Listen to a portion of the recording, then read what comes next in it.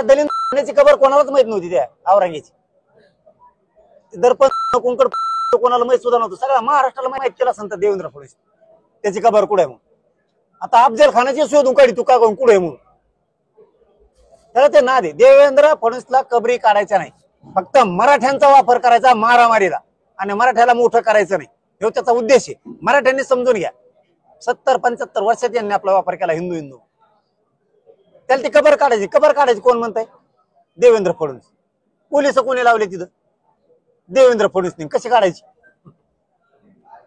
त्या औरंग्याला हार घालायला, ती दिवा लावायला 2,60,000 रुपये कोण दिले? मोदी साहेबांनी. आणि कबर कोण काढा म्हणतो? हे. याला कबर नाही काढायची. याला मराठ्याचे लोक याला माहिती आहेत गरम डोक्याचे.